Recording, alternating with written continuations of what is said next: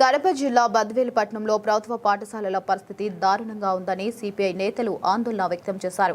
ముఖ్యంగా దళిత వార్డులో ఉన్న ప్రభుత్వ పాఠశాలలో విద్యార్థులు కూర్చుని చదువుకునే గదులు కూడా లేకపోవడం తీవ్ర ఆందోళన కలిగిస్తుంది. గతంలో కేటాయించిన నిధులతో గదుల నిర్మాణం ప్రారంభించి మధ్యలోనే నిలిపివేయడంతో విద్యార్థులు తీవ్ర ఇబ్బందులు పడుతున్నారని వారు పేర్కొన్నారు.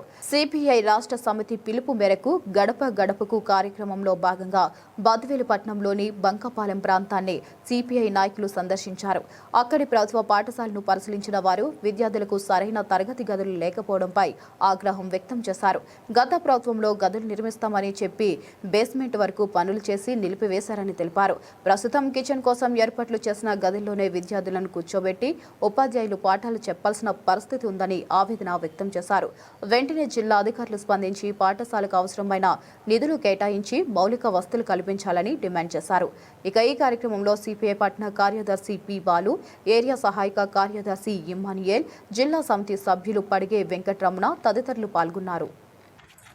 పిలుపు ఏదైతే రాష్ట్ర పార్టీ ఇచ్చిందో ఆ పిలుపులో భాగంగా ఇవాళ బద్వేలు పట్టణంలో గడప గడపకు సిపిఐ అని చెప్పి వీధులు వాడవాడలు ఇంటింటికి తిరుగుతూ ఉన్నాం. అందులో భాగంగా ఇవాళ బంకపాలెం రావడం జరిగింది.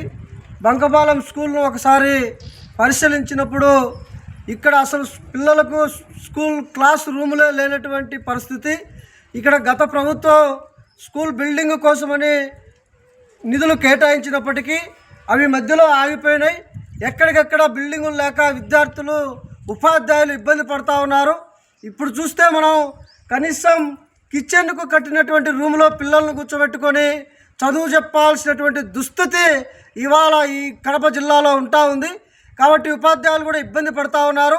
తక్షణం ఈ ఏదైతే ఎస్ఎస్ఏ సంబంధించినటువంటి జిల్లా అధికారులు ఈ యొక్క ఎస్సీ కాలనీలో ఉన్నటువంటి స్కూళ్ళకు నిధులు మంజూరు చేయాలి. ఈ స్కూల్ బిల్డింగ్ను కట్టించాలి. ఇవాళ మనం ఒకసారి చూస్తే కేవలం దళిత వాడలో ఉన్నటువంటి స్కూళ్ళు కానీ స్కూల్ బిల్డింగులు కానీ అక్కడ ఉన్నటువంటి విద్యార్థులు కానీ పట్టించుకున్నటువంటి పరిస్థితి స్పష్టంగా కనపడతా ఉంది. ఇదే కొనసాగితే సిపిఐ ఆధ్వర్యంలో పెద్ద ఎత్తున ఆందోళన కార్యక్రమాలు నిర్వహిస్తామని చెప్పి జిల్లా అధికారులకు హెచ్చరిక జారీ చేస్తూ ఉన్నాం.